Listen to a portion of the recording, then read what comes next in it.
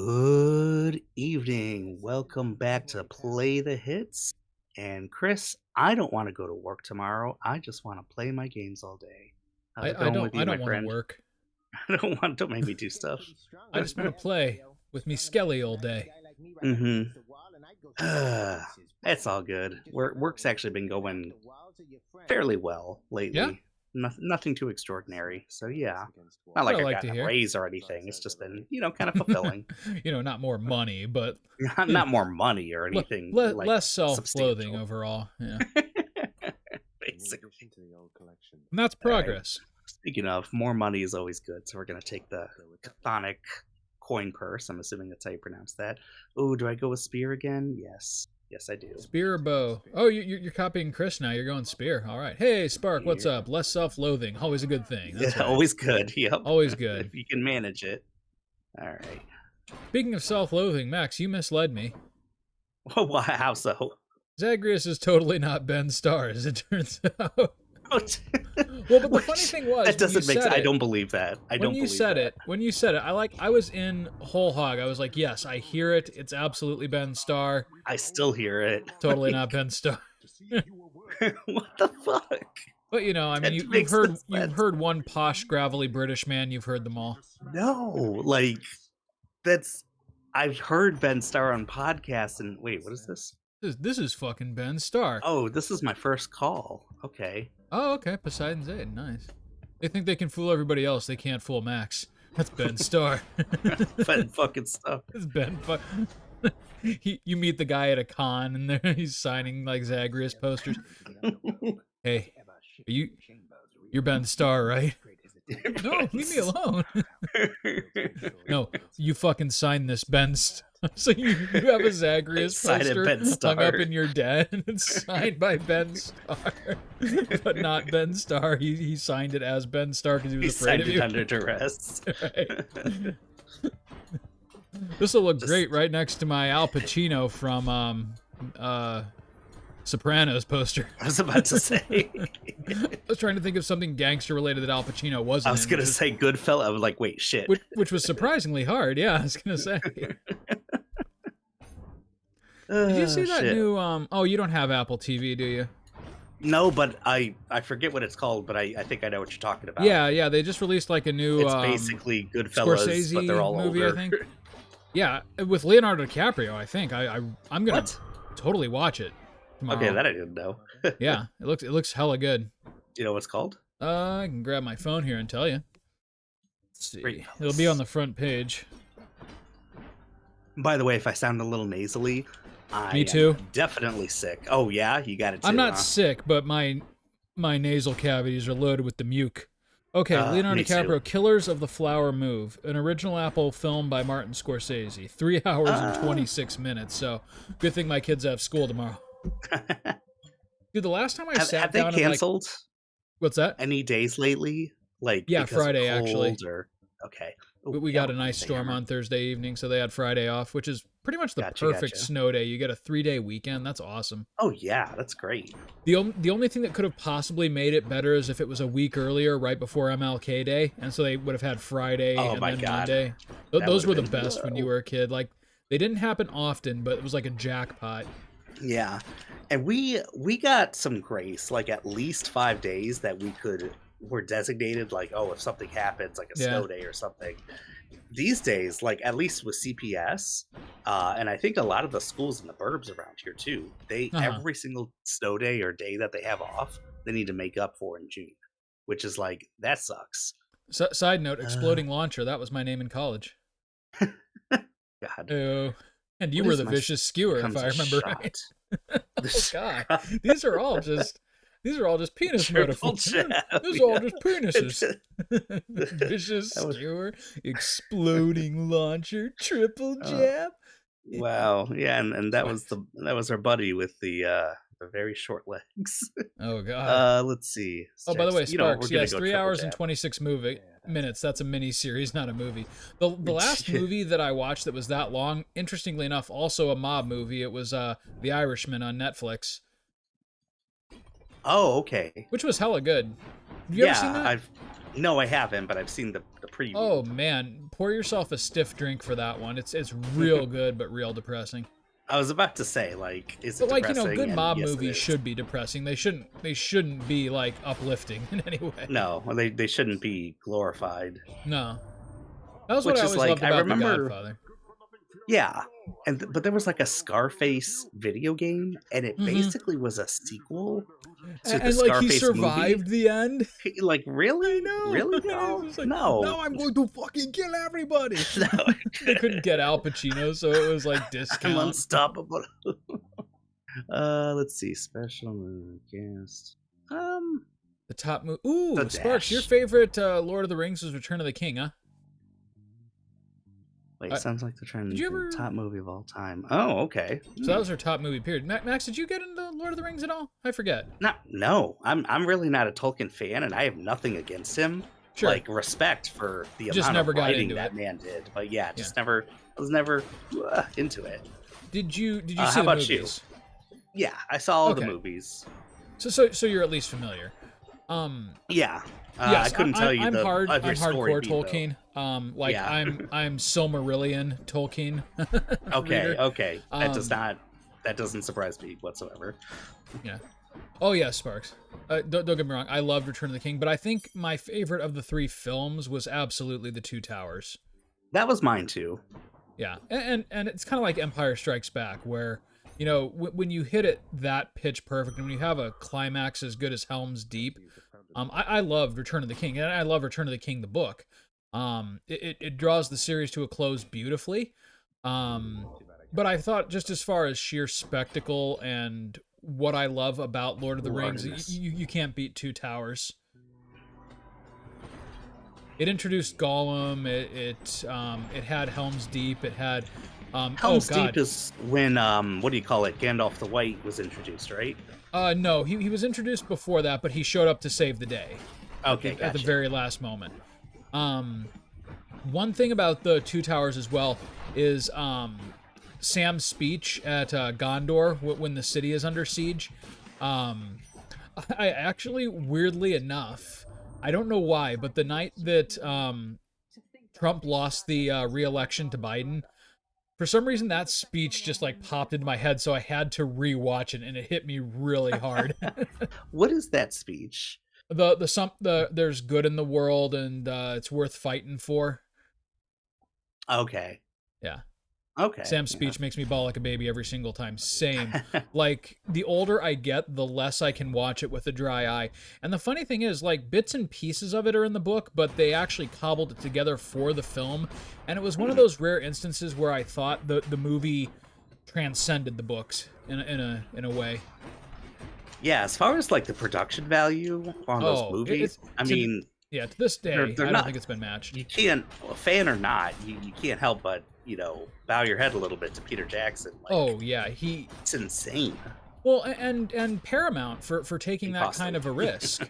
Like the movies, like Peter Jackson could have been drunk with power and made like really cerebral, shitty movies out of the series. Like the books, if you ever read them, they go off on tangents and like little things that can be filmed in like 5 minutes are entire arcs and chapters in the books.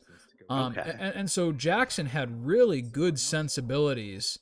I don't see why not.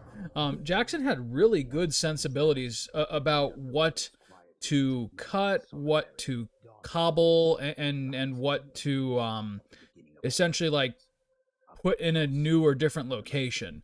And I think that's what made the films so good. They are not 100% faithful to the books, but if they were, I don't think they would have been as good.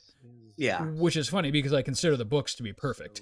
But a perfect book is not a perfect film. No, for sure. They can be really good in different ways. Mm-hmm. Just whatever works for the medium. Who's this again? Chaos. Hmm. But Duh. this time we're not killing chaos. Final Fantasy, this shit. Mm. Sparks. They really were taking a massive risk with the Lord of the Rings trilogy. Yeah, so originally I remember seeing the special edition of it where they talked about all the production and everything that went into Lord of the Rings. He was Oh going to yeah, I try remember to. that too. He was really, really desperate, and he was trying to sell them on 2 movies. They watched his pitch for it and like a couple sample scenes, and they came back to him and says, "Well, you asked us for 2 movies, but that's just not going to work." And he's like, "Oh fuck." And he goes, "Because it's got to be 3." And he's like, "Oh Oh, yeah, nice. fuck yeah." That's Because awesome. Jackson, I mean, and that's the thing. That was the other part of the. Ooh, nice. Got Sisyphus again. That was one of the Have things that I? made those movies so great is that they had most of the actors very clearly were familiar with and cared deeply about the source material, right? Like there wasn't Yeah, anyone that was just there for the paycheck. Even those that hadn't read the books prior to the film, like they went ahead and they did read them and gained some appreciation for it to get more into character, and that really showed. yeah, So much money was put into the production, especially costumes and all the thousands of extras. Yeah, and that was the yeah. best The thing about it. Like, costumes, as far as like making, I think I saw the same thing you did. And as mm-hmm. far as like for like these huge battles, like having the different, I don't know if they're orcs or whatever they're called. I'm not a nerd, but just being different Yeah. on every single one. It's like, really? Like, Oh yeah, it was what are you paying crazy. your costuming department? That's nuts. And you know, I'm so thankful it was made exactly when it was, because the early 2000s, I'm not a nerd. I like know, we were stupid. just starting to flirt with CG as a viable replacement for like huge sweeping battle scenes, but we weren't quite there yet. So you're right, a Yeah. lot of it was done with extras, and then the CG was used to complement, not replace, which was awesome. Yeah, that movie still holds up as far as looks. Oh, beautiful. Like, what is siege? Like the eight ents? What do you call the Oh tree yeah. Well, things? actually, no. The Ents were a combination of practical and CG, Oh, as really? was Okay. most of it. I think the They only purely CG character was Gollum, and even then, they like pioneered motion capture to make him work. And yeah. like, They it's funny because Gollum still looks better than like half of the CG you see in films today. it's weird, like that they could have done CG with a That'd be lot of cool, things, Sparks. like the as what was it as far as making? Oh God, I can't remember who played frickin' You have to help me not out here. Samwise. Who's who's the like main Hobbit? Oh, Frodo, Frodo. Jeez, wow. Elijah Wood. Yeah, Elijah Wood. There we go. Um, they could have when it made came him to like his CG. size, Oh no. well, as far as like his shrinking him down, instead they were Oh like when they're yeah, putting him next to oh, who the heck? Not Liam Neeson. Who the heck played Gandalf? Ian McKellen. Ian McKellen. Yes. Okay. Yeah. Um, that they would like just make the carriage crazy. Like, here's the seat next to you, but it's actually like 10 feet back. So Yeah, Elijah Wood would look small next to him, and it's like, it was so that is some perfect. Christopher Nolan shit. Like, Yep. Like they did all of the best possible things they could have done in the filming of that movie. They knew exactly when to use practical effects, when to use tricks of the eye, and when to incorporate tasteful CG.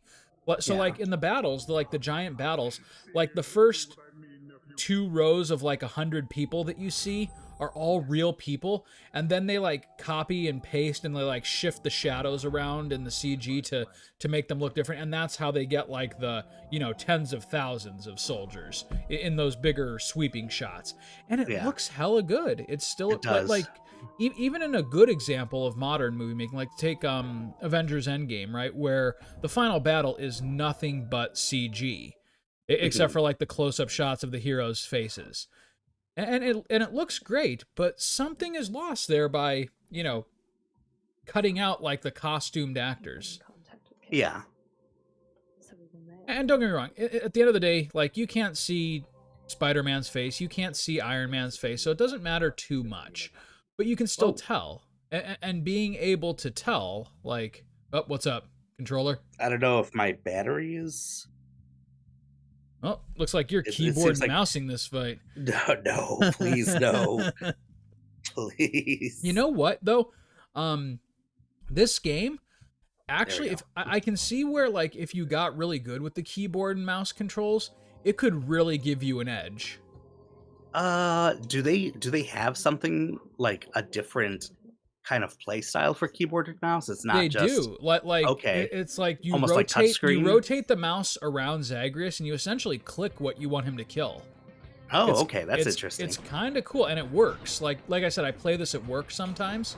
And I'm not good by any stretch with the keyboard mouse, but I can like if I can do it, then the people who can really do it like would probably prefer the keyboard and mouse over the controller just for how much I can see it would aid in like really twitch reflexes and really precise aiming. Like people who know this game at a technical level, I guarantee you are playing keyboard and mouse.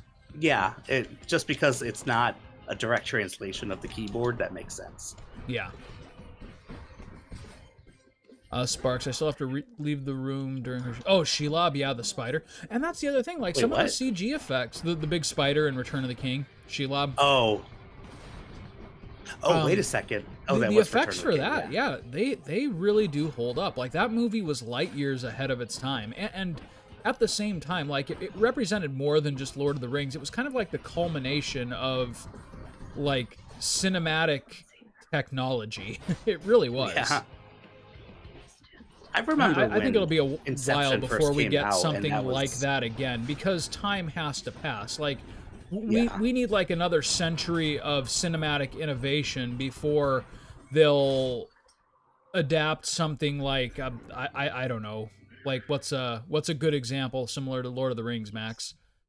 Oh, geez, Hyperion or something. Okay, yeah, like, okay, let's say Hyperion is the next big thing that they decide to make into a film, and they make it when you and I are senior citizens. They make it in, like, 2045 or 2055, and it combines, like, all of the new, like, AI, ray-traced cinematography, mind-blowing, fool-the-eye realism tricks, and that's how they adapt Hyperion to screen. Like, it would have to be something like that before Lord of the Rings is really matched. Okay. Yeah, it's... Just I in, think just even in like spectacle, Avatar... not like how much I love the story, but just in the spectacle of it. And you're right, Avatar is close. I think Avatar is like the... Avatar was big, but it wasn't as big as Lord of the Rings when it came to... Maybe as far as like budget and stuff, it rivaled it. And like hype. But, do I want to sell anything? To this day, I haven't seen Way of Water. Nah, me either. It's I can boot it up on Disney Plus right now and watch it. I just because I'm not super. Oh, is it on Disney Plus? I think it is. It's on something. I guarantee probably it's Disney either on Plus Disney then, Plus yeah. or HBO Max. You and I could stream it right now if we wanted. Okay. Yeah. But I'm just not into it. Like it's a good story. It's beautiful. Like the artistic merit alone is worth checking it out. But like I just didn't get super into it. How the world looks, that was like the kind of the best part of the first one. Yes, I mean the world story itself. Again, it was entertaining. It wasn't like, oh my gosh, I'm always gonna remember this movie. Mm-hmm. It was Avatar. Yeah, it was pretty CG. I agree, Sparks. I think, and yeah, the actual avatars, I guess you'd call them, they were a little uncanny valley. It wasn't horrible, but it was still kind of like weird. I think for me, a big part of it was they don't look like doing real like life that Navi. 3D. I'm sorry. Doing like the 3D for the first time with that 3D, whatever you call it, was interesting because it was kind of cool, but again, gimmicky. Like, oh yeah. But I mean, like that's the thing. That's how technology forms. It starts out as gimmicks, and then it slowly becomes the norm. And 20 years after the first CG effects in movies came out, we're like wondering how we ever got by without it. And so now it's kind of like, what's going to be the next big thing in terms of cinematography? And I really do think it's going to be AI. Like, you not using AI as a replacement for artistic merit, but for like surreal dreamscapes and for like out of this world spectacle. I think AI will really lend itself well to the creative process, assuming they get good creators to go with it. Yeah. But like the problem with AI is it can be easily used as a replacement for having to pay creators, which is just shitty. which was a huge thing with SAG-AFTRA. AFTRA? Jeez, I can't. Say that again? Don't know my SAG-AFTRA, the Actors Guild, basically the union. How am I not familiar with this? the so the strike that happened last year, it was like the Mm-hmm. longest strike with, I mean, it Oh, was writers oh, at oh, first, okay. Yeah, sorry. and then it That was actors, and a big part of it with voice actors. I mean, there was actors in general as far as, you know, when it comes to AI, hey, we don't want like AI to do our voice bits, or right. something. Like now you own our voice and you can make things. Like if you ever go on TikTok and stuff and you have like Frank Sinatra singing Neon Genesis Evangelions, like Right, yeah. That's creepy as it, shit. it's like, yes, it's entertaining, but it's also Uh-huh. like Jesus, like Well, because it is super convincing. did you see like the Keanu Reeves one where he's just like cleaning his living room or something like that? Oh yeah. And it turned out Ugh. to be And AI? a lot of people, yeah, it's making the deep fakes a lot more believable. Uh-huh. Well, and the problem with that is it's totally something that like quirky that you could see Keanu doing in real life, but he didn't. And you know, that kind of raised the question in a really weird way, like what's the end game of this? Like Yeah, it's pretty if I can scary. just like pay for Keanu's personality and mannerisms, but don't actually have to pay for his time and talent, uh, they're going to need to invent some new laws to make that equitable. Honestly, yes. I mean, you remember like Kid Napster from Futurama? Uh huh. It's like, uh-oh, are we Yeah, gonna get seriously. something Or the close to Lucy that? Lou Like, bot. yeah, I mean that we're gonna see that exact technology within our lifetime, dude. You realize that? I mean, assuming probably, that we yeah, don't die in a maybe. fiery car accident tomorrow. I mean, I think that's within the next 2 decades. I really do. I think, It might be, yeah. we could realistically have sex with Lucy Lubot before we die. If Jeez. our wives are okay with it.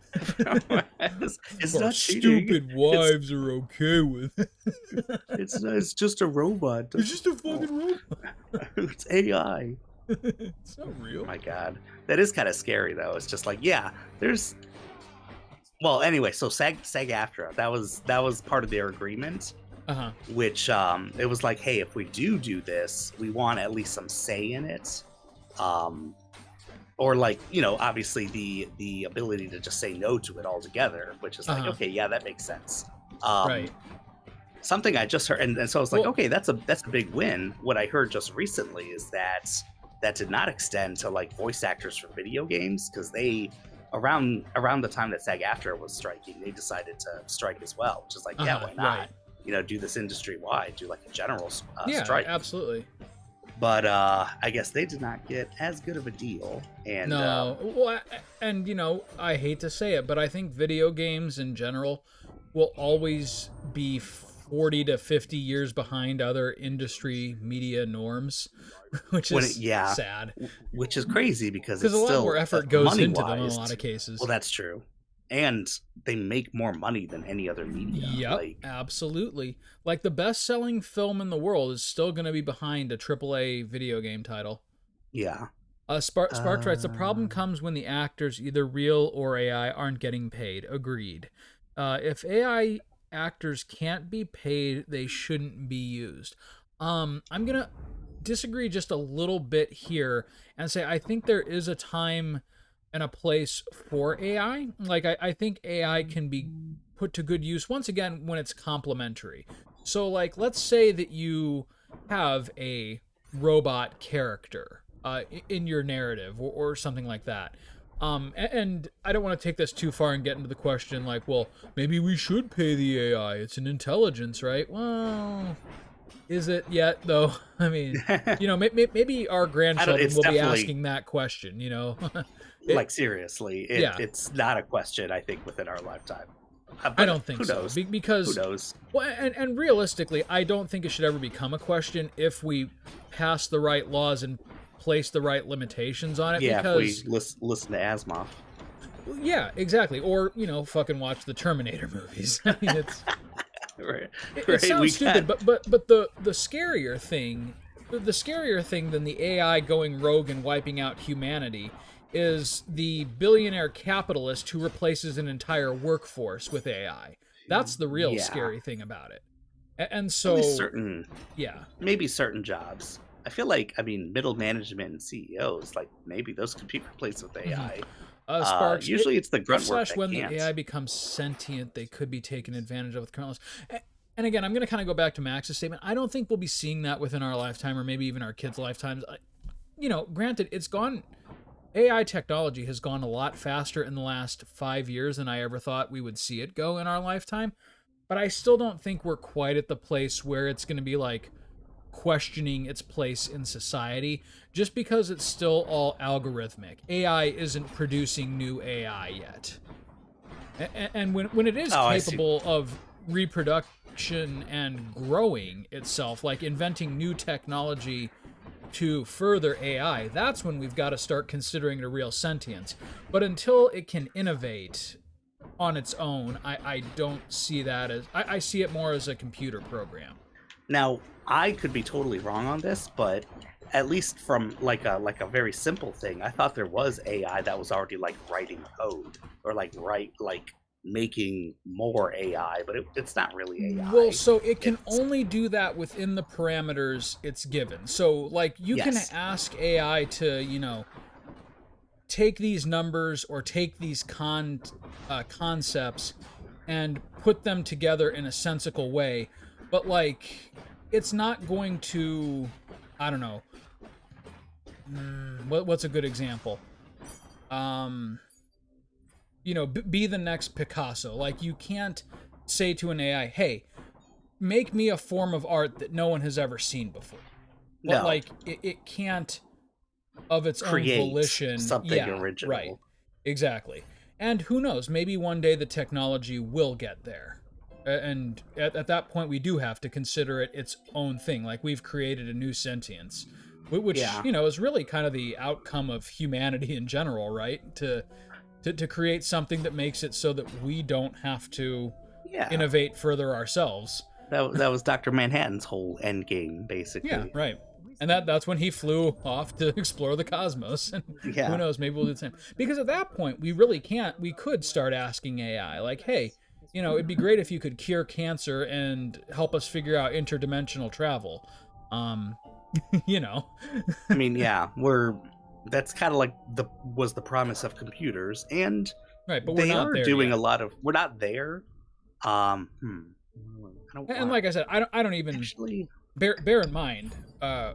This might be the Mai Tai talking, but I am not a scientist. Why can't we innovate together? I'm not saying we shouldn't, Sparks. I'm saying like the technology is not yet capable of doing that. And like I said, because I'm not a scientist and because I don't know on a technical level how this stuff works, I'm not qualified to say whether something that is an AI creation is the property of the AI itself or the programmer of the AI. Does that make sense? Makes sense to me. Yeah. That it's like okay. These are bigger questions than we're going to answer on Play the Hits, right? Yeah, I think so.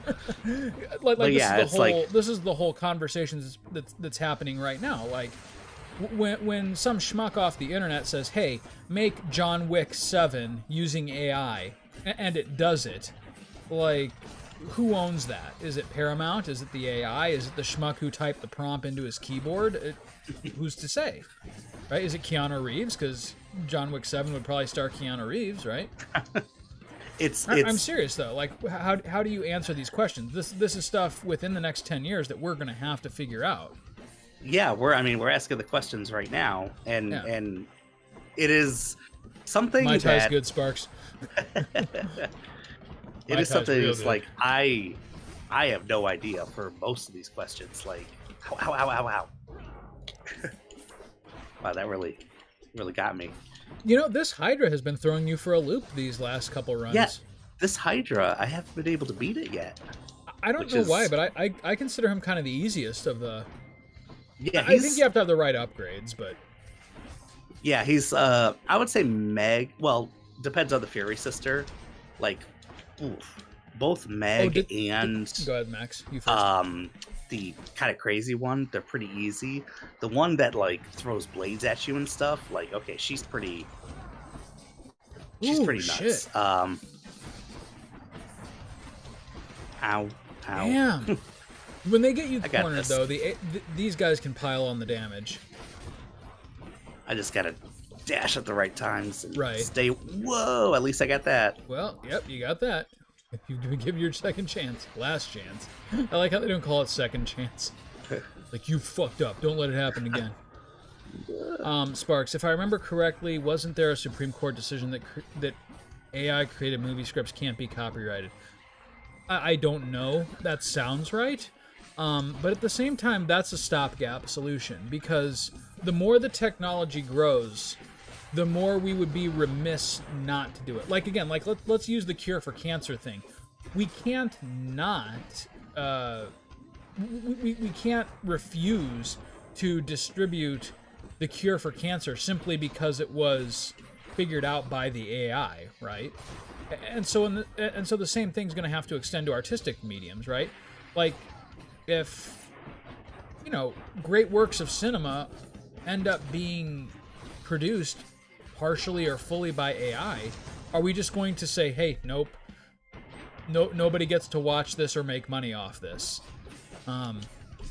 Again, it's going to get trickier the more complicated the technology gets, but we have to figure it out, because it's here to stay. Like, AI isn't going anywhere. Yeah, it can't go away now.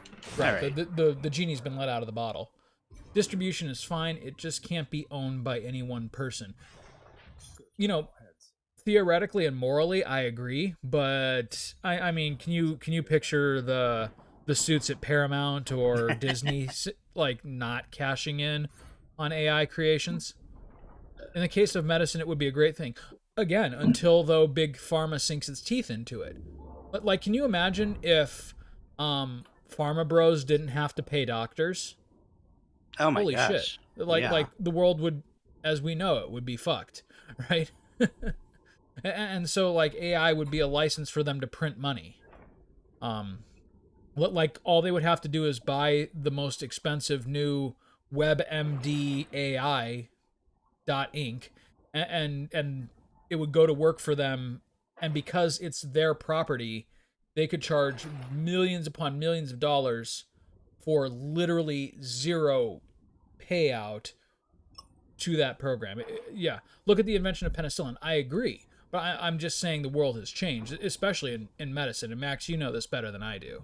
Mm-hmm. But yeah, I mean, yeah, as far as the invention of penicillin, AI has the potential to completely transform the way that we live, but we have to make sure that it doesn't just become another tool of the ultra rich to, you know, lord their eternal life over the rest of us, because that's where AI could lead us, and that's not good.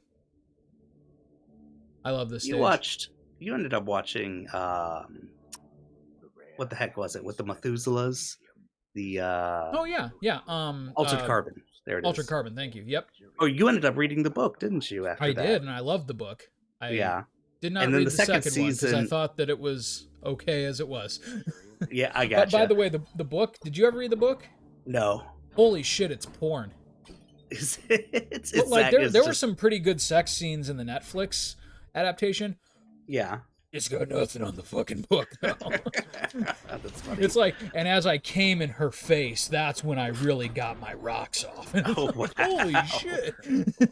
Interesting, because it's like such a good story. Like, And then I pulled out and I there's- flipped her over and put it in her. Like, it's literally exactly that. Like, wow. Okay. Like, I did not I expect think that. Richard K. Morgan was a porn writer before he was an author. No, really, I think he paid the bills by writing erotica originally. I mean, that's the thing, is that's how it works a lot of times. I mean, yeah, a that lot of was these guys get their Sylvester start Stallone. that way, and gals. Yeah. Hold attack, but you cannot spin attack. I mean, that's not bad. Your dash strike, but your dash is 25. Sparks, I do I've read like that one a fanfics like lot. that. I bet you have. Haven't Okay. we all? Flurry jab could be fun, Hey Max, you want my but I think I want serrated serrated point? points. You want my serrated point, baby? So now my dash is like that. Ooh, nice. I got that shit. Oh shit, dude, that's all you need to use. Yeah, that's basically what it is. That's all you use. Damn. I don't You think just I've gotta ever. time I don't your think shit I've ever better. put enough work into my dash. That's impressive. Let's get more gems. You know what? Start gemming it But up. yeah, I think now that we've solved the AI conundrum, we can move on to the next topic here. Play the What's variety hour. The next Furry topic commissioners is are some of the highest paid out there. Yeah, right. Someone has to draw that shit. Someone who can keep the bile from rising in their throat as they do it. oh my god. Dude, Or did you maybe see they're that really fucking they're really Sonic the into Hedgehog it. picture I sent you guys? With the towel on, yeah. With the bath towel. Hey, you frying something in there, baby? Nah, I'm just kidding. You make a lot of noise when you pee. I like that. Oh my god. That was so fucking man, horrible. Sonic fans get such a bad rap, and they Well, the funny deserve thing is, though, one of them drew that unironically before it was made into a meme. Let me make sure I'm not missing anything. My first reaction when I see something like that is always like, oh, they're being ironic. But not everybody's being ironic all the time. No, Some of this shit is real. somewhere. It can't be ironic unless there was something first. I hate to say it because it's real and it's happening again and it's really fucking scary, but Ron DeSantis just dropped out. Trump's going to be the nominee again. Yeah, he is. I mean, he is. Like, there's He no one is. else. DeSantis, as horrible and heinous as he is, was the only thing on the Republican side standing in the way of Trump, and he's gone. And Yeah, don't get me wrong, he should be gone. In a sensible world, a character like DeSantis would never make it past the primaries. But Yeah. in Trump world, I mean, he's evil, but he's somehow the lesser of two evils. Yeah. But like, that's how far gone they've gotten. And now here we are, like, you know, in 2015, sorry, not in 2016. By 2016 it was a real problem. But in 2015 we all thought, like, Trump is running to get his face on TV. And people are backing him ironically because, you know, what's stupider than lampooning the highest office in the nation, right? Like with a cartoon character like Trump. But then he won the primary. And then he started gaining in the polls. And then he tapped into the white nationalist movement. And then, you know, Benghazi and her emails and, Just, you know, the FBI. how far can you take it? Yeah, right. And then, like, it slowly became this real thing. And now here we are again.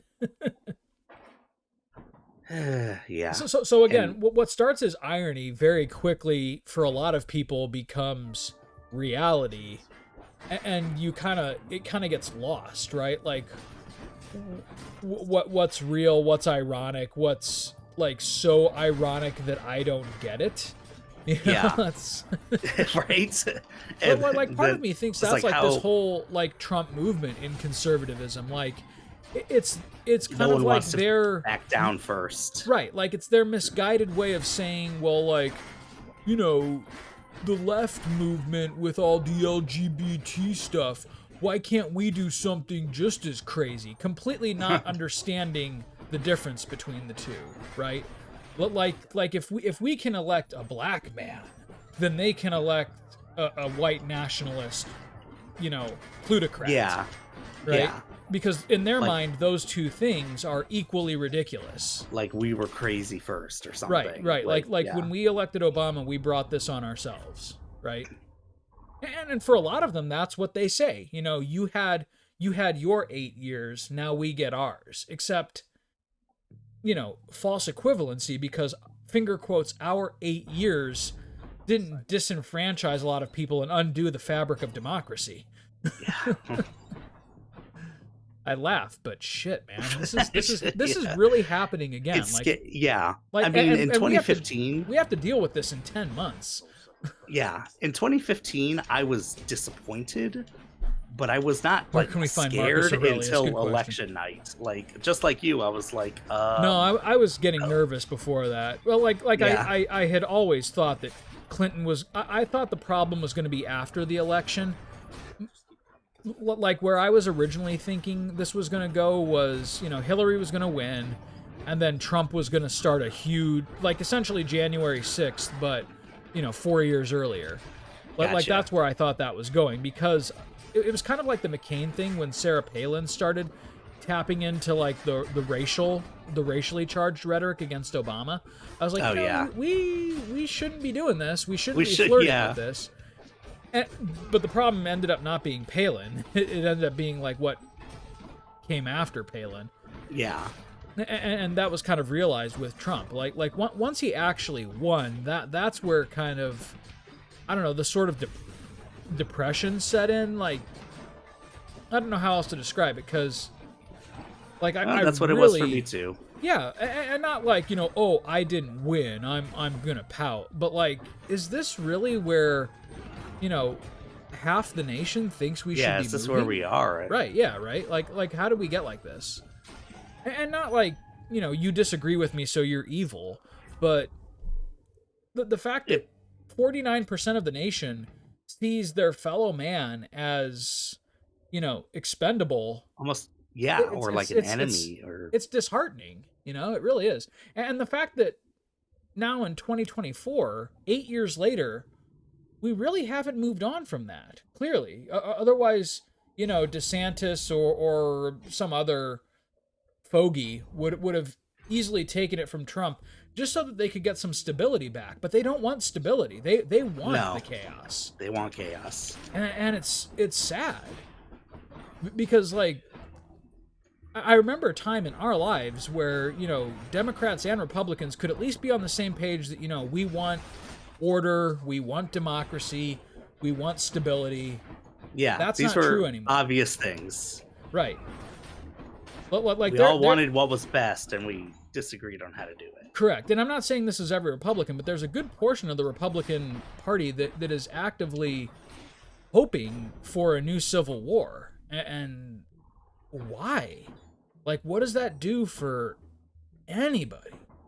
And it's just frightening to think about that this is their candidate, and that the road is wide open now for him to. I mean, he like I said, he will be the candidate for the Republican Party in 2024. There's no question of that. It's just now, how do we not let this happen again? And the even scarier question: what if he wins? And what if he wins from a prison cell? Like, what does that mean? Because we've talked about that. Is really possible, because his lawsuits and his trials, they're not going anywhere. No. And within the next 6 months, he could be sentenced to jail time. Yeah. While at the same time, he wins the Republican nomination and possibly wins the presidency. And the thing, what's at this point, it's pretty much like the machine is kind of driving itself. It is. Like he's getting increasingly more ridiculous in what he's saying somehow. He's not even saying things anymore. Have you seen his like latest interviews where he's just like, they're like syllables. They're not sentences. They're just, you know, Hillary, Biden, wow. Terrorism. And it's just I haven't. Oh God. But he's also like skipped debates. Like, well, because he can't debate. He doesn't. There's no substance to the man. Yeah, it's only benefits him to not be there. Right. You know, because people are still just gonna say, look at all these assholes. You know, we want Trump. Yep. You know, he's already on the tips of everyone's tongues, at least Republicans. Well, and it's really shitty too, because in a normal election cycle, I mean, undecided voters could have debates between the two primary candidates to say, you know, this is what the Democratic position is and this is what the Republican position is. Decide for yourselves. They're not going to get that luxury, because Trump isn't going to debate Biden.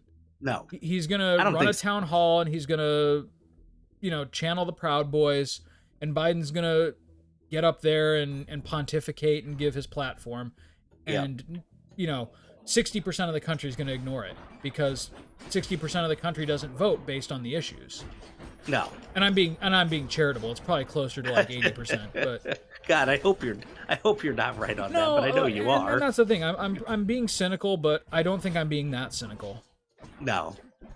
That's like, what I think. We're just not in a place right now where we're voting on issues. We're voting on gut and emotion and fear.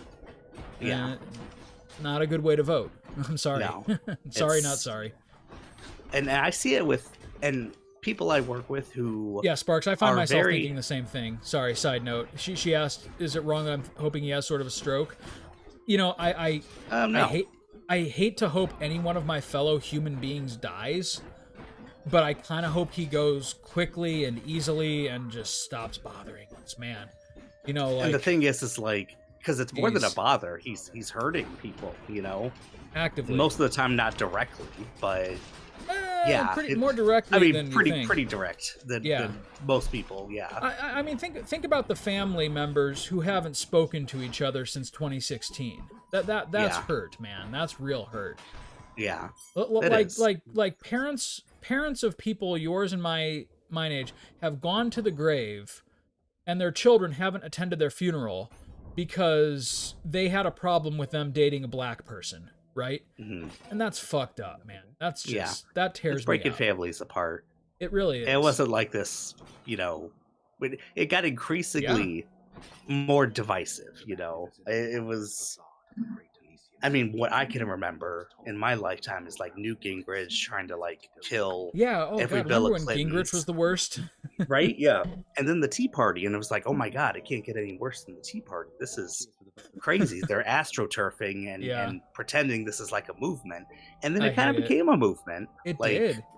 Well, and that was the thing, though. Like, again, not that he's and in it's out any of way fear. Like, responsible for this, but Obama in 2008, it was a movement, right? Like the first mhm, black president, someone who was young, charismatic, exciting, and with the policy chops to back it up, right? mhm. Like he was the perfect candidate for It his was a spark. time. Right. And so the problem was, though, for everyone who voted against him, they needed an equal spark, but on the polar opposite. And they found that with Trump. And oh, God, fuck, man, I didn't All realize we were here already. I hate this Theseus, fight. that's his name. Also, I've never done this where I didn't. This is my first time getting to them. I thought you had to fight the bull first. Like, Oh, yeah, you're not right. You every didn't fight the run. bull, did you? Yeah, that's Huh. never happened to me. Yeah, this whole section went a lot faster than it Hmm, usually does for me. But yeah, interesting. so Sparks writes, Sunday night, the best time for existential dread.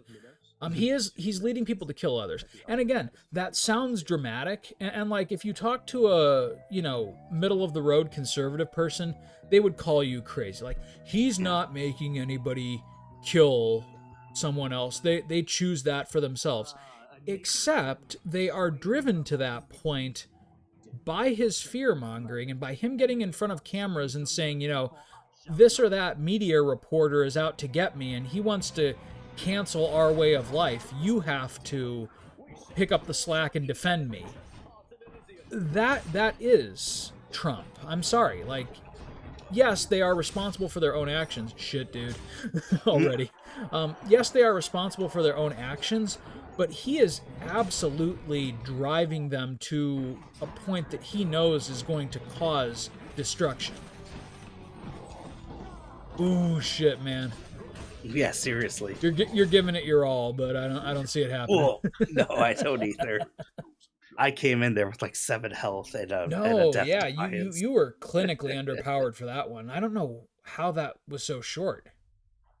Um, but yeah, and I hate for this to devolve into politics every time, but I think for the next, 11 months, Sparks, you and our one occasional other viewer, you're just gonna have to deal with it because I'm gonna need an avenue to like let some of this out because God knows I can't do it at work. No, for sure. I get it. I get that. And nor should I. Mm, And again, a lot of my fellow clergymen do not share this point of view, but I shouldn't be influencing anybody's politics. yeah. Of course, I wish there were more pastors like that who gave it that much thought, instead of one, either letting it slip their politics, or two, Hmm. actively trying to influence people, Yeah, I and hate it, shame man. others who don't toe the line. Because Yep. I do see that a lot. It's like, it's not just, oh, of course you agree with me. It's like, no, you see that a lot of people don't, but you're going to pretend that everyone agrees with you to try to, shame everyone else Yeah, into it's either. really frustrating. But like, Uh, it's kind of funny because once again, I hate to like lean into cliches, but it's always older folks and it's always conservative folks, and they'll hear something I say, and they'll be like, well, what kind of political message were you sending up there? I'm like, I'm sorry if what the Bible says disagrees with your politics. Like, I truly am, but if you're a Christian, maybe the idea here is that you change your politics, not not the other way around. Like if the call to love and serve your neighbor is getting in the way of your white supremacist ideology, then you have to make the hard choice, right? Yeah. Like which is more important to you? So I don't know. It's maddening because I'm like right in the middle of it, and sometimes, especially during election cycles, people really get impassioned about it. And yeah, Yeah. you're right, And Sparks. You're not wrong. Jesus would absolutely have a problem. He does. I mean, I believe this stuff. I preach it because I believe it. The Christ of the Holy Bible is not cool with what Trump is preaching from his pulpit. You know, yeah. it's just not. It's not biblical. We can try to, and by we I mean I'm kind of subbing in evangelicals for all Christians, which they're not, but for the sake of argument here, like let's say that evangelicals are authentic Christians. The Jesus of the Bible would have a huge problem with what they're saying and doing right now, and that's not just me speaking from my liberal ideology. Like it doesn't take a scholar to look at what Jesus of Nazareth said and did and see inconsistencies with what the modern Republican Party is doing. It's Yeah. frustrating. And it's kind of weird how so few people really call them out on that, Yeah. or just get kind of disgusted. And you do see it. It's just like, oh, I used to be a Republican, and Mm-hmm. now it's just, they're so hypocritical. Like, how Yeah. could I still be? But you don't see that a whole lot. And I No, would hope not that's as like much the as you'd silent like to, majority. anyways. But yeah. Yeah. And Sparks, to your point, and I don't want to go like pastor mode here when I'm off the clock and just enjoying some video games and Mai Tais with my friend here. But I'll say yes and no. Like yes, I think Jesus, in his whatever limited political ideology that he expressed, um, was neither traditionally conservative or liberal. The only times that he spoke on politics, he used it as a vehicle for humanitarianism. So like, what can you do within your station to enrich your poor neighbor?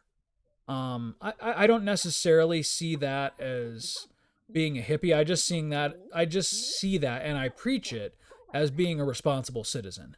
Right? Like how can you as a doctor or a lawyer or a sanitation worker or a fast food employee like use your place to make the world better for someone who you're serving? That was Jesus's whole shtick. And to the end, though, that the kingdom of heaven would be advanced, right? So that people would not only see God in their neighbor, but see him in a way that was not distant and uncaring and robotic, but compassionate. Like that's the point of Christianity in its essence is compassion. And the whole Trump movement is utterly devoid of compassion. And that's Mhm. what pisses me off so much about it. More than the hypocrisy, more than Trump's irritating personality, like we're losing our capacity for compassion. Yeah. And instead it's fear. And it's like, and part of that is, hey, I need to like shrink my circle and protect my own. But Sorta. people are being tricked into thinking that there are so many enemies out there. It's a very Right. scary world for evangelicals and conservatives right now. At least that's how they're feeling. Um, and it's sad. Mm-hmm. So I don't know. I say this a lot, but it's just like, as mad as I want to be at like just the common person, I just feel bad that they're Yeah, being hoodwinked. they are. And once again, like just because I operate in a relatively conservative synod of Christian religion, I see this a lot closer than I ever thought I would. Just like people who I know have the capacity to be tremendously charitable and kind and loving, like you said, being hoodwinked, being deceived by someone who is convincing them that they have to fear their neighbor instead of love their neighbor. Yeah.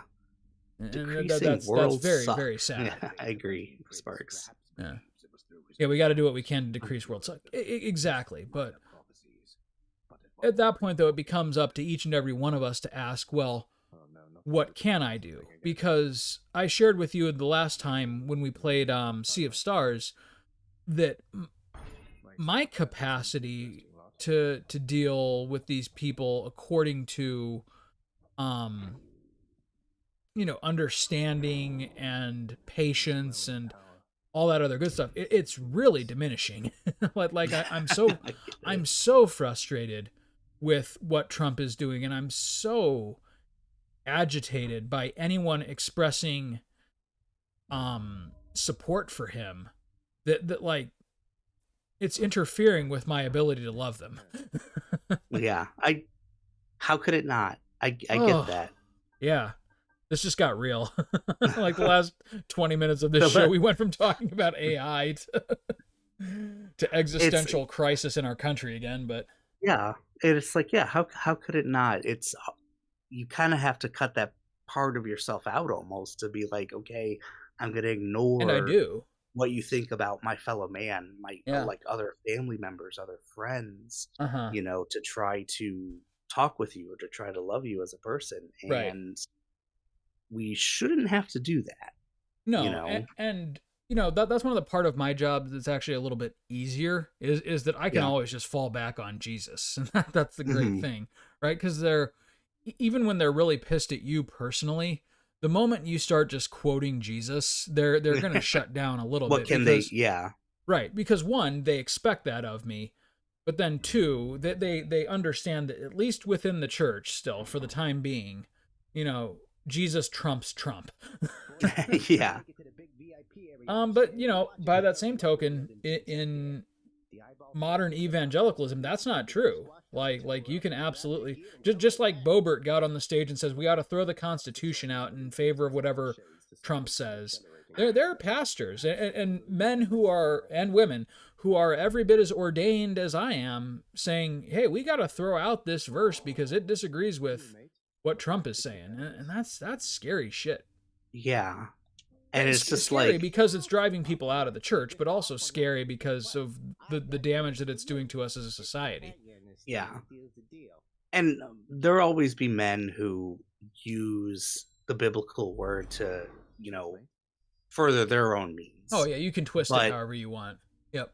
It's just like, it's weird that they're being kind of so blatant about it. Yes, like it used to be subtext and now it's just text.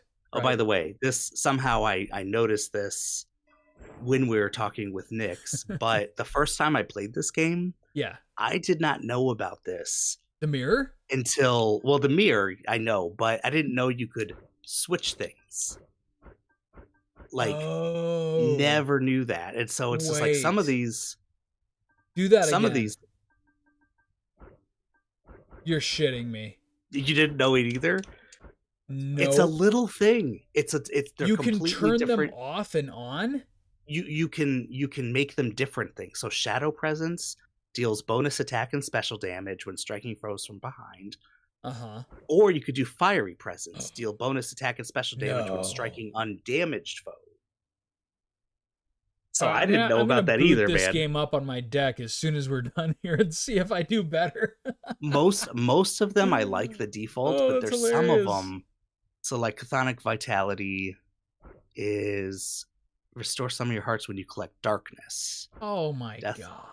Death Defiance I keep the same. Gotta be shitting me. This one I think is better if you're really bad at the game.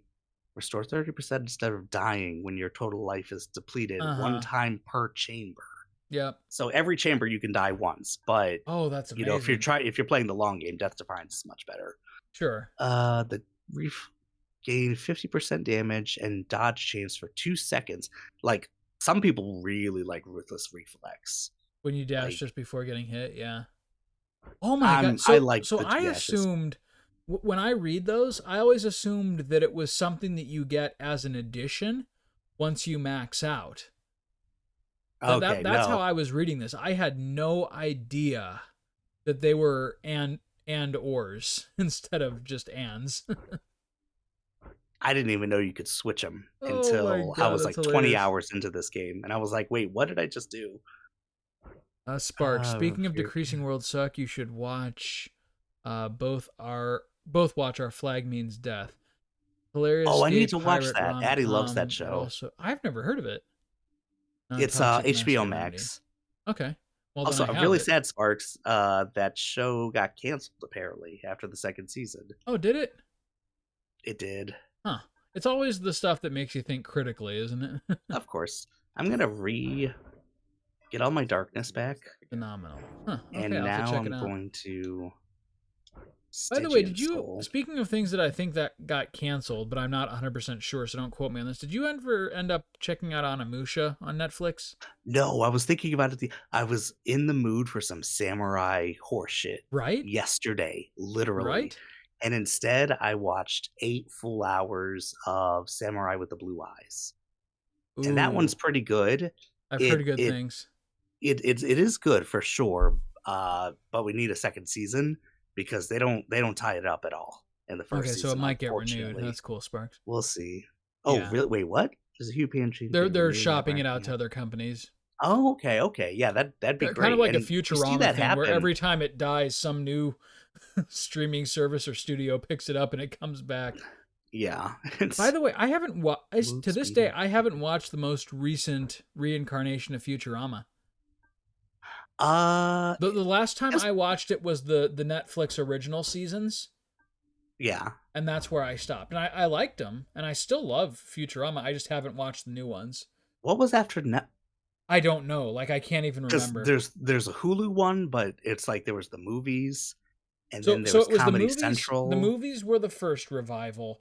Then Netflix picked it up for I think like 2 new seasons. But when Hmm. I say new seasons, I mean like when you and I were in college, which is Yeah. crazy to think about. But then even more recently, there was another new season, and I can't remember who did that.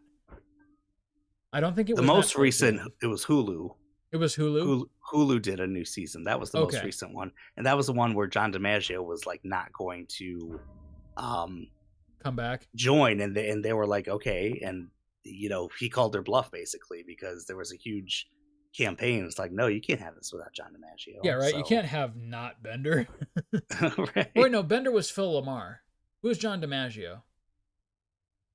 No, John DiMaggio was Bender.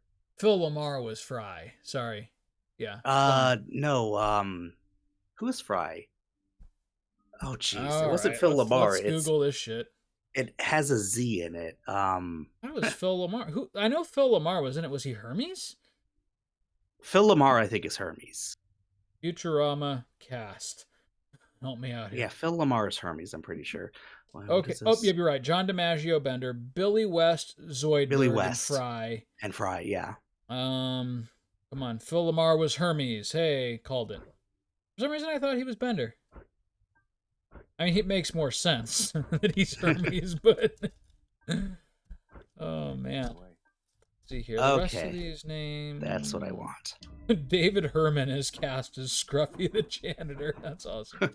Oh, and Billy West is also Zap Brannigan as well. Once Correct. Phil Hartman passed away. Wait, Phil Hartman did Zap Brannigan originally? Yeah, originally, yeah, for like the first season. No shit. Yeah, I don't know. You could probably find the stuff Dude, online. do you realize that like we're actually getting old? Phil Lamar died in the 90s, didn't he? Phil Hartman? Phil Hartman, sorry. Yeah, it was. It was the 90s. Holy shit. That means he filmed those episodes and then died before they aired. God, I think so. Yeah. that is fucked. It's crazy. What did I hear? Because they're making a. Who made the quarry? Supermassive. They're doing a Until Dawn movie, apparently. And I was just hearing this on a podcast. It was just like, yeah, that's crazy. This game is like 9 years old now. It's like, what? That can't be right. I know. Like, and maybe Well, it's not and when 9, I maybe think it's of like like 8, but just like I've been going through my Steam library a little bit, just kind of playing random games because I've got the new computer and I just want to see how they look. yeah. Um but there's like games in my Steam library that like I still consider like really technically impressive Yeah. that are almost freaking 10 years old now. Yeah, I mean, Control is still a pretty impressive game. Like, Yeah, when Control's if really you got impressive. the I mean, you think about The Witcher, that game is Hmm 10 oh, fuck. It's going to be 10 years That old game next year, is almost 10 years 2015. old, The Witcher and 3 is going to be they just 10 years old. Like that's fucking where nuts. the hell did that go? That's a new fucking game. That just came That out. that's I know, and I that's hate 10 it. years, and it's like, how many decades do we get? Like, maybe 8? Like, Right? it's And like nuts, the fact that this last one just went really, really fucking fast, and we can probably expect future decades to go just as fast, if not faster. if not I faster. kind of hate it, but at the same time, like I understand. Okay. That's just what It's happens, and the more you focus on that, the less you focus on enjoying, what you have right now. yeah. But the other one was Deus Ex: Mankind Divided. Like I feel like Which that one? No, smart. that just came out and it's like really technically impressive and it still looks good. But dude, that was like a PS4 launch title almost. Yeah, and that's the PS4. Like PS3, I can still kind of yeah, that was 2006 or so. PS4, I keep thinking was like 2017, and it was like Nope, 2013. 2014. It was the year Connor was born. That's insane. Oh no, That's actually no, it was the fall before. of 2013. Yeah, 2013. Holy shit, yeah, dude. The PS4 is 10 years old. yeah. And like on the one That's hand, yes, insane. it kind of feels like it, but on the other hand, like there's games for the PS4 that I look at and I'm like, this is a damn impressive game. Witcher 3. I I feel like why are we not making games for Oh. the PS4 anymore? Like that's I know And we have the PS5, but it just came well, out. It's like, and no, I think that was part of 3 that, years I ago think part of the almost. reason that is, at least from the Or it is gaming 3 years ago. perspective, is that the PS5 generation has just been dragging its fucking feet. A little bit. I mean, Well, pandemic, part that's of a it was whole because of COVID, and it wrinkle. was just massively unavailable for the first 2 years of its life cycle. It like you could not find it in stores until this last year, Okay, and even I hate the sword, so I'm not gonna do the yeah, sword. fuck the sword. Either bow or spear, whatever you feel more comfortable with. Um, but yeah, like that's just been crazy about the place. The Witcher 3 is 10 years old. You mean The Witcher 1, right? Yeah, seriously. The Witcher 1 was '08. I remember that because I think it came out the same year as Mass Effect, which is Mm. another series that I think of as pretty modern, but is now like so old that an entire That's 2 generation gens of back. like an entire generation of gamers thinks about Mass Effect the way that you and I thought about like Pac-Man, right? Like that was the game that, our parents played in the arcades in the 70s. Oh my god. That's Isn't that insane. isn't that That's wild? fuck that. Connor, my son, who is going to be 10 years old this year, was born after the Mass Effect trilogy concluded. Oh my gosh. I know. Like think about the scale of that for a second, and it freaks me out sometimes. Like not Oh. because I'm gonna die soon, but because No, like it's just just like it the way doesn't that time feel passes. Yeah, it does it not is. It's so feel weird. like when And you and time is like I relative. know Yeah. it is relative, but our brains can't really understand that. No, At like least think about like what's a good example? Super Mario 64 to Final Fantasy 10. Okay, just as like an example. Like Super Mhm. Mario 64, we were in the 3rd grade, right? And it was just wild that this new 3D technology was out. Final Mhm. Fantasy 10 came out 4 years later, Felt like so much later, it felt right? like. Or 5 years later, 2001. We were just about freshmen in high school. Like life had completely changed in those few short years, and the technology was such a distance. Like the PS2 to the N64 felt like such a generational leap that like the future was here. That was Yeah. only 5 freaking years, man. Yeah, 5 years is nothing now. No, five Like, years ago. What came out in 2019? Shadow of the Tomb Raider came out in 2019, dude. A game that yeah, still looks really seems good like and like yesterday. pushes modern GPUs to their limit. It's. Oy. Ooh, do I want chaos? Yes, I do. By the way, did I tell you that I picked up Hellblade: Senua's Dude, Sacrifice for I was $3? gonna bring that up because I did too That about game still looks hella 5 hours ago.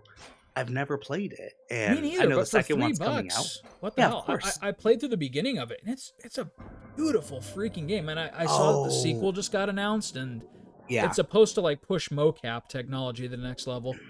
So I canceled my Game Pass today because Yeah, you the told me. Xbox app is just freaking awful, and it's been freaking awful for a while as far as like having to reinstall it and do all this other shit. Do I wait? Slothful grasp. Game plus one. That sounds like someone who has a real problem masturbating. Like I just can't. I get tired, I'm almost there, but Just oh god. Oh, what do I want? Game plus one cast. But no, like so the way that I've been countering kind of like what you and I've been talking about, like this existential crisis, is instead of thinking like, holy shit, in the next 10 years I'm going to be in my 40s and I'm getting older and stuff like that. I'm thinking like, I'm trying to think of it more like, dude, I have the freedom to do whatever the fuck I want. I'm a grown ass man and I can travel the world and my student loans are paid off and holy shit, also man. True. Yeah, like I'm trying to think of like all of these things that I can do now that I couldn't do when I was, a 13-year-old. Right. Yeah. Like, and it's freaking awesome, right? Like I can go out tonight if I wanted to after we finish this up, and I can go get a drink. Yeah. I'm not gonna because I'm a little bit tired and I get it grouchy. But you have freedom. But I have the freedom to do crazy things like that. Yeah, exactly. And I'm gonna like try to start setting more goals that like I have every intention to accomplish. Like that trip to Japan, like I say over this next year, you and I just like get on top of that shit and like really plan it out. Okay. Well, I mean, the planning is kind of the best part. Yeah, it is, because like I want to find out like where we can go, like what places are going to be accessible to English speakers, like where the best places to buy like crazy old ass video game technology is, and Ooh. yeah. I would also really like to see Mario World Japan. Why not? Even though I'm taking the boys this spring to see the American version of it, I'd still like to see the Japanese one because I hear the food there is just a whole like different level. Is the American version, because they're still building in Florida, right? But California's is ready. I think the Florida one is going to be 2025, which I think of as like 5 years away, but it's not. It's 1 year away. I mean, the PS5 just came out. That was 2020. I actually promised Michael that we were going to do that, right after Christmas. Unfortunately, he's 5, so he doesn't remember this shit. But of course, Dad passed away, and so everything got sidelined. So right now we're planning on going there just after Easter. Okay, gotcha. And that's still going to be really freaking magical for him. But I definitely want to see it. Seriously, are you kidding me? Oh my god, can you imagine when we were that age or Connor's age? Right, like if there was a grade, Super Mario Land? 64 just came out, and then you can go like that. Is fucking awesome. That is like they are living their best life. Your kids. I know, man. That's like so they have such a better life as gamers than we did when we were their age, because we were like bullied for being into this stuff. Oh yeah. And now like it's so mainstream that they're building amusement parks out of it. And like there's anime TV commercials. Right. It's crazy. Cool. It's really cool. It is cool, and I'm glad that they get more freedom of expression than we did as kids. Yeah. But at the same time, I'm a little jealous. Of course. Me too. How could you not be? but I'm also going to go to freaking Mario World, and I'm going to geek out every bit as much as they are. So that's cool. Like, look at that dad. Why is he like that? It's just like, come on. I thought we were in a society free of judgments. We live in a society. Dude, I love Michael's questions about it though, because he's so cute and sweet that like, do you think Princess Peach will be okay if I give her a hug? I'm like, yes, buddy. Oh, I know, I love that. I told you about Mario RPG, right? Yes, about But Gino. like I think he has like kind of a motherly attachment to Princess Peach a little bit Aw. because the like, you know, she's like the goal of all the Mario games, you know, Yeah. Princess Peach. And of course he's 5 years old, so the only female relationship he understands is mom, right? Hmm. And so like there was that scene in Mario RPG where you rescue Peach from Booster's tower and you take her back to the castle and the chancellor for like 5 seconds says, "No, you got to stay here." Yeah. And then there's the scene where she jumps out the window and joins the party. Michael was like so on the edge of his seat during that. Like, she's not gonna come with? I know, right? And like he was Oh like my really upset. He's like, gosh. I thought Princess Peach was coming with us. She's got to come with Oh us. no. And then like Uh, and that was really cool because that was one of the scenes that in the remake they really remade. Like they like show the dramatic oh, like camera an actual angle when she cutscene or something? yeah, when she jumps out of the window and she Oh, opens that's her cool. parasol and sails down and like his little face just lit up. It was so adorable.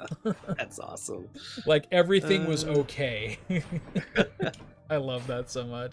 That's really cool. Like, I know. and I some love of the this way stuff that I they have to interact with imagine, things.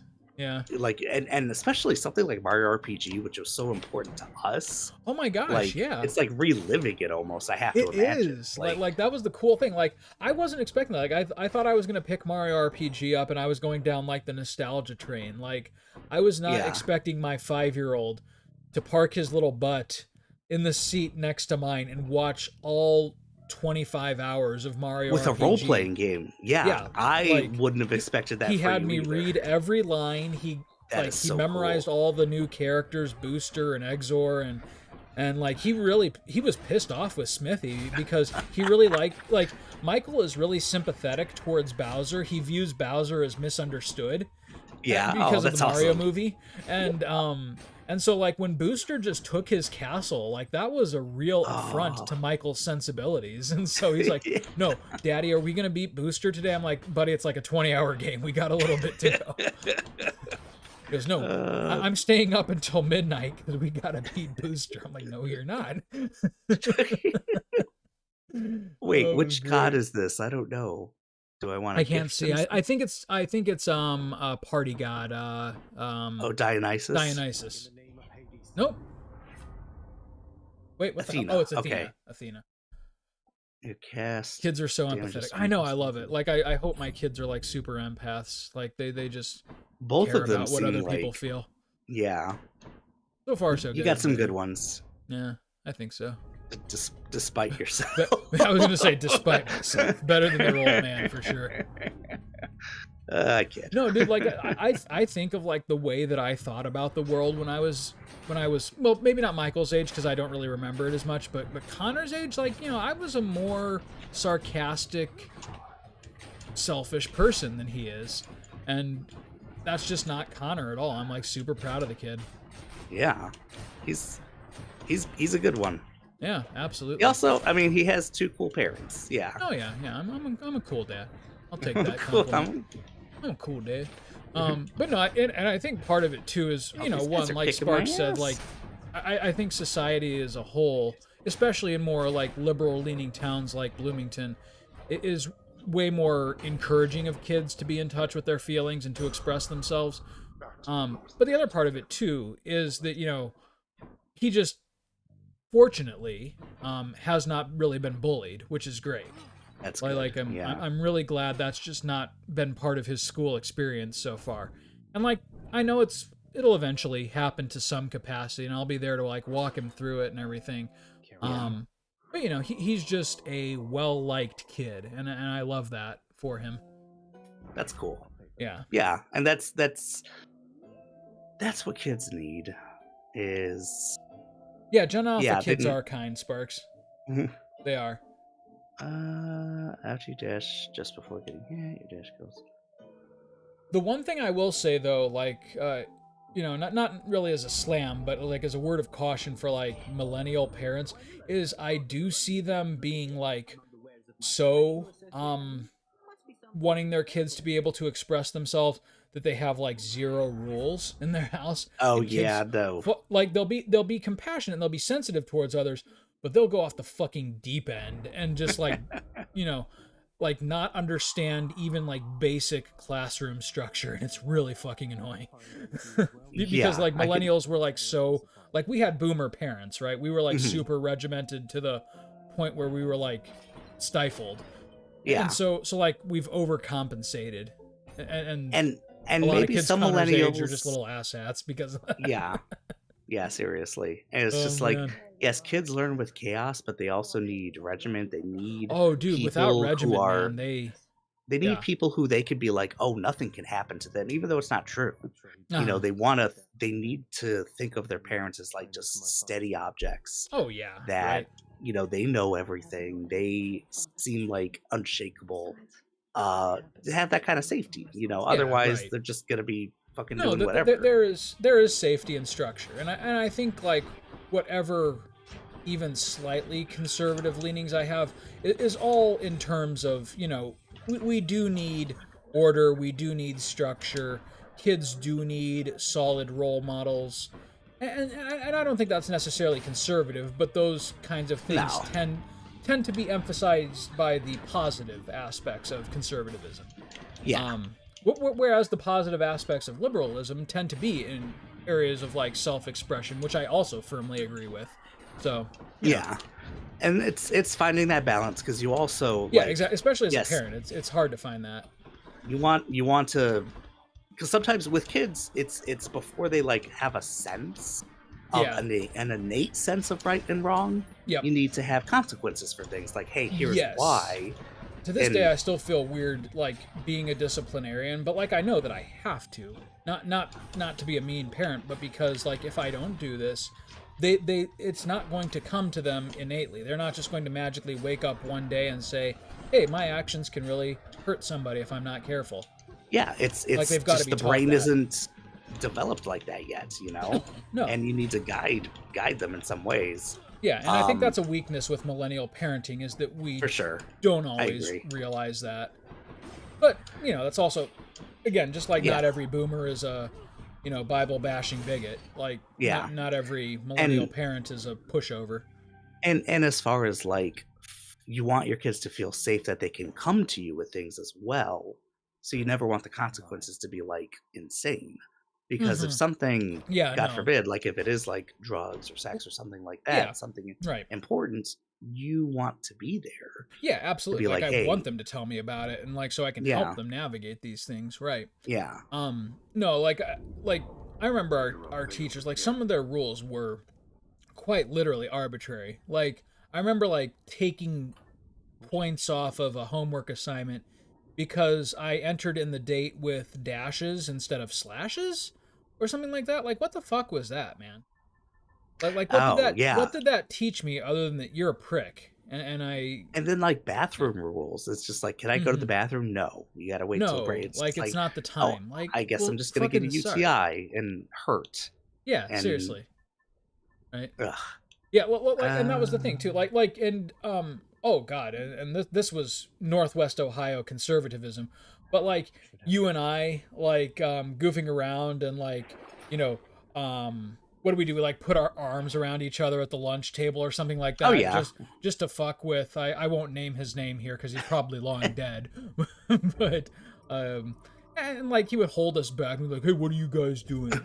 We're trying to fuck with you, man. For one thing, we're friends. Like Shit. that Yeah, looks a there's a little gay. Fuck looks. you, Jesus Christ. Oh my But like, god. and that was kind of a weird thing because like you and I were so I don't know, not not normal. Like in retrospect, we were extremely normal kids in a Germanic conservative culture that you know had no idea what was normal. Yeah. Um, but like having the awareness, like I think if you and I had not become friends, like I would have been a totally maladjusted person Oh because no. well no really because there were so few other people in that town that I really felt comfortable, like talking to and saying, hey, this is sort of fucked up, or hey, how can we mess with this person? Like Yeah. it, And kind of feel like you could do that and be okay. Yeah, that exactly. you weren't going to get like judged for it. Yeah, I feel the same way about you. That's right, Sparks. That's exactly what Max and I did. Like, you know, neither of us, as far as I can tell, and you're always welcome to tell me, have like really hardcore homosexual tendencies.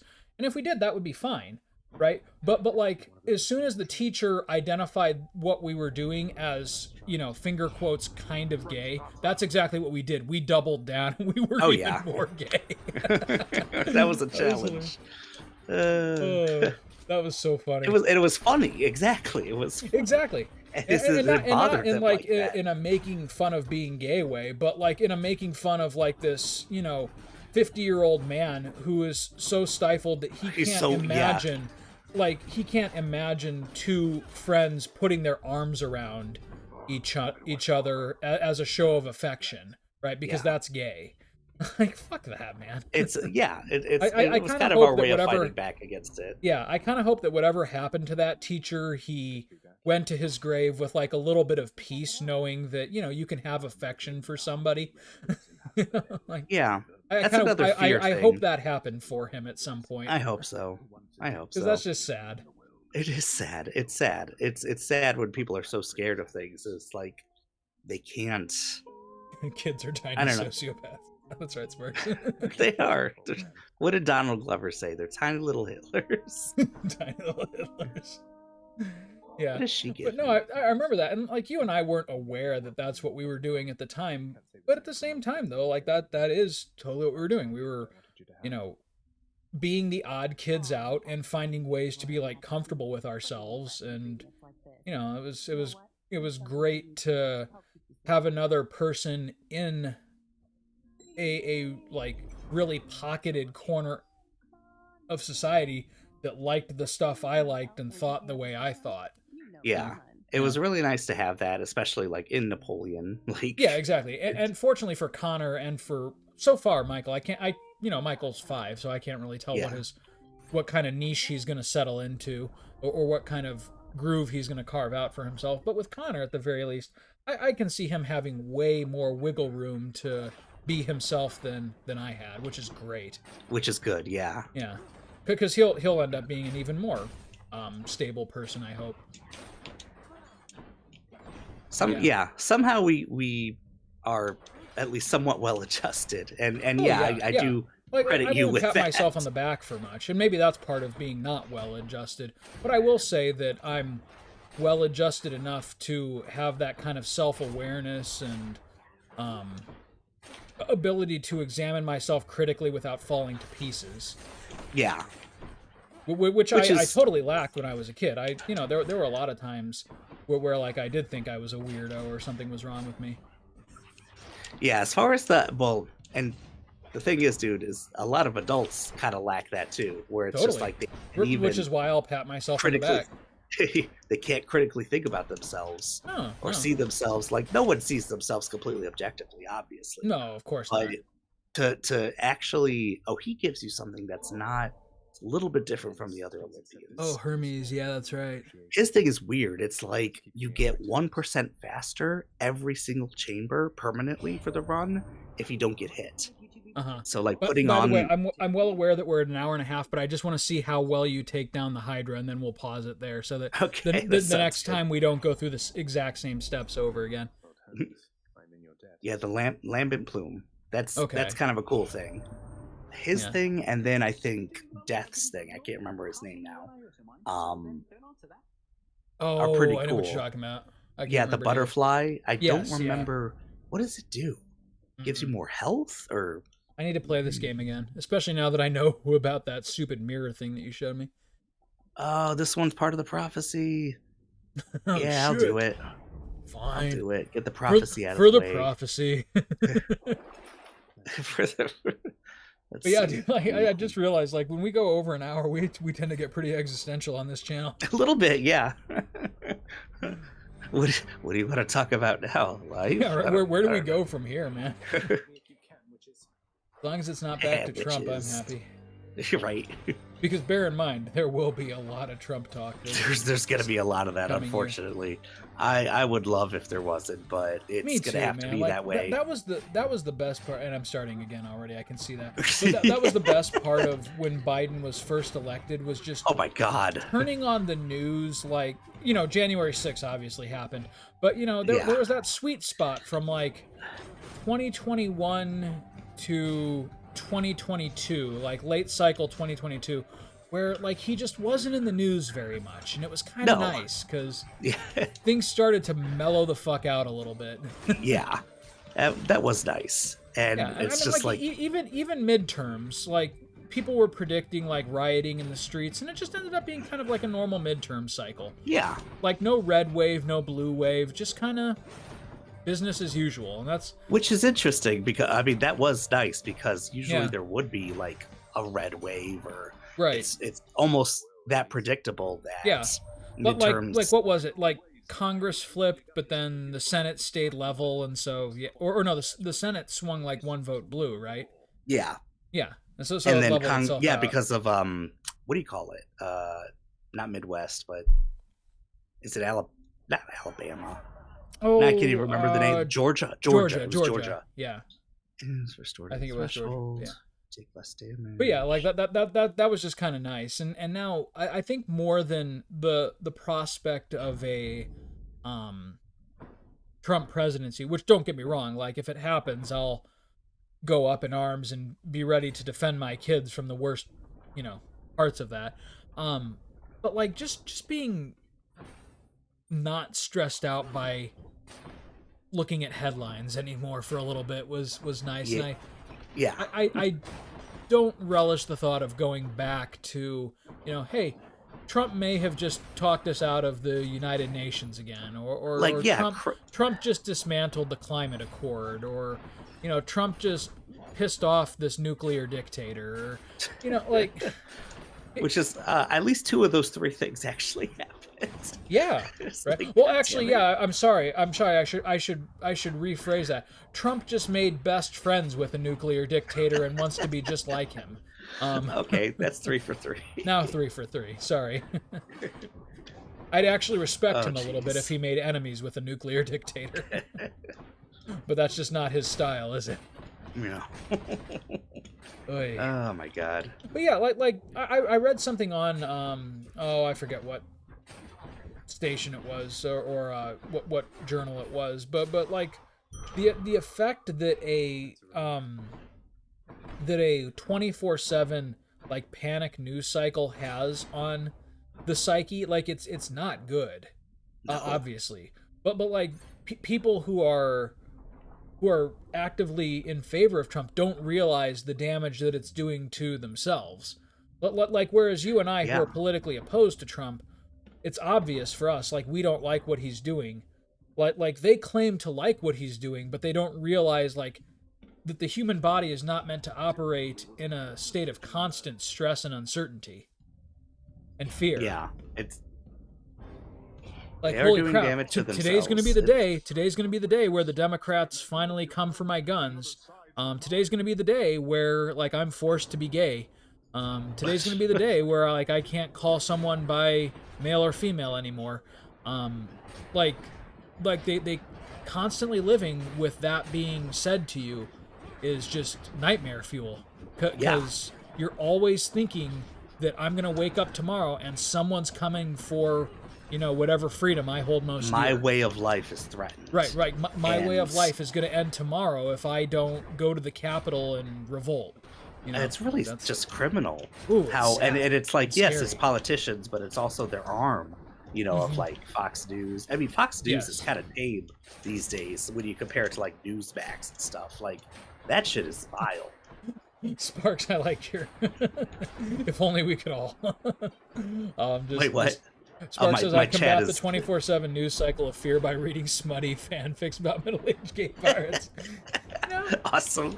and it doesn't always have to be middle-aged gay pirates. Maybe it's just like, you know, Tolkien again, or just something that's a little bit of escapism that just mellows you the fuck out. Whatever that is, find that and replace the toxic news cycle with that every couple of nights. You know, if you absolutely are politically driven and you must engage, at least balance it with something that's good for your mental well-being.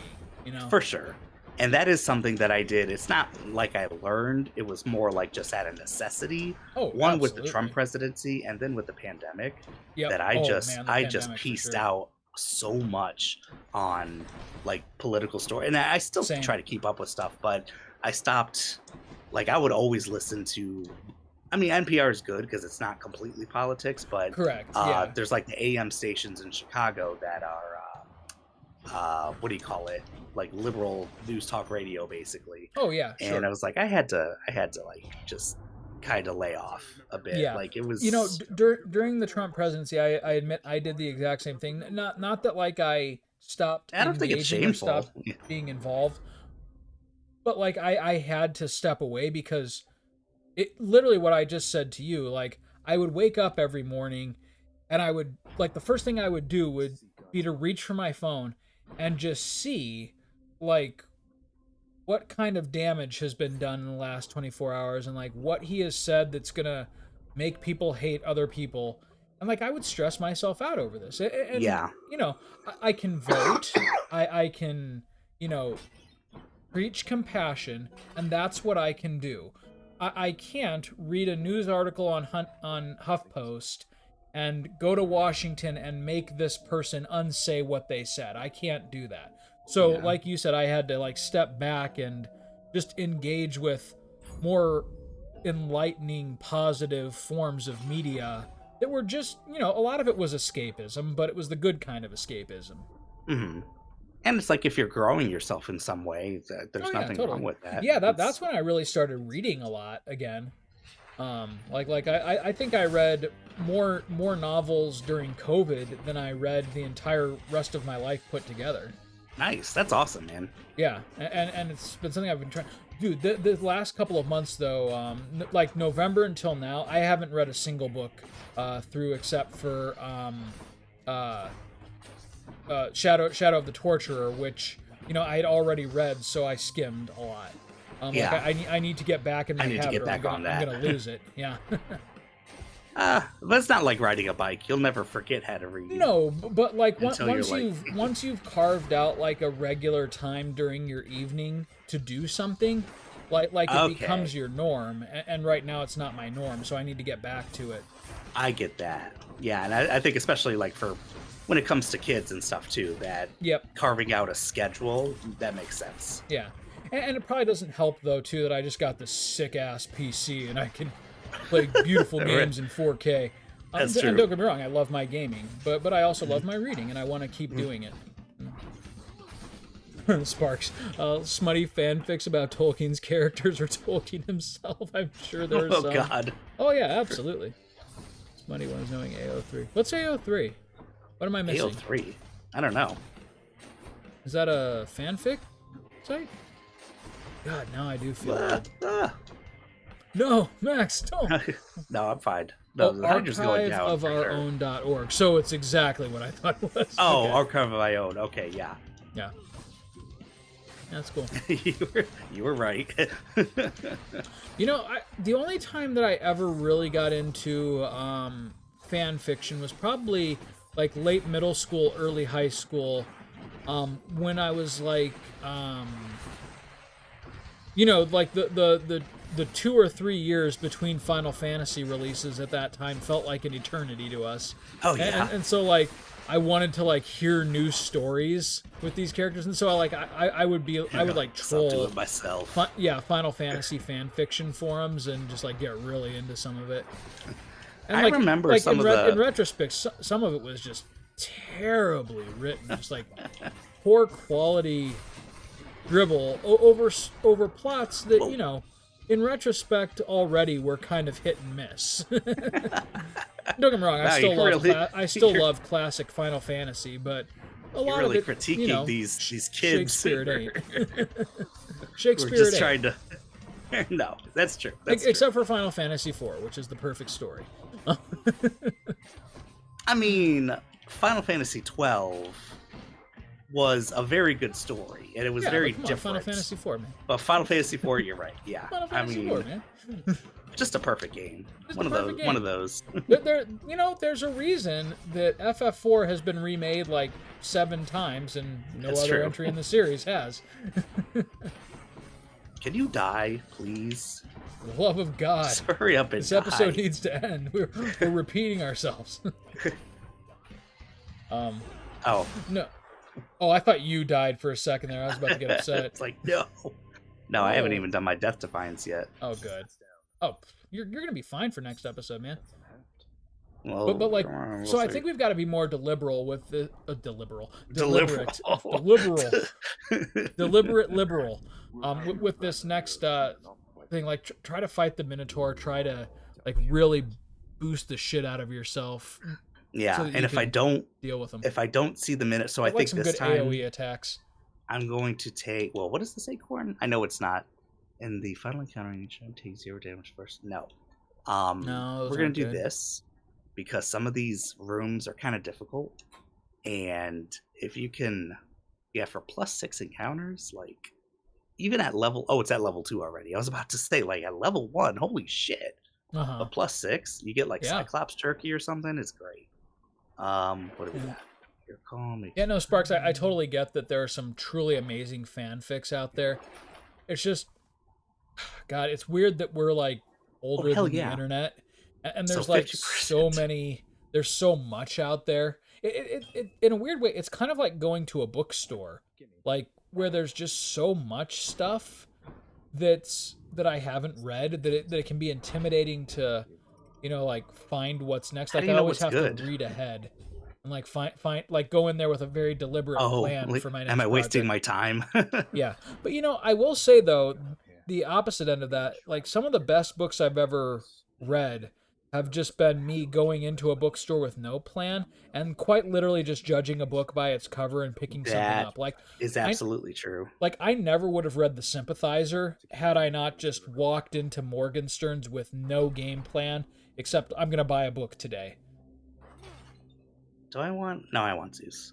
Of course, I want Zeus. All right, we're at an hour 40, and you're starting a new stage. We gotta wrap this shit up. We man. got to wrap it up. All we're, right. We're working old men.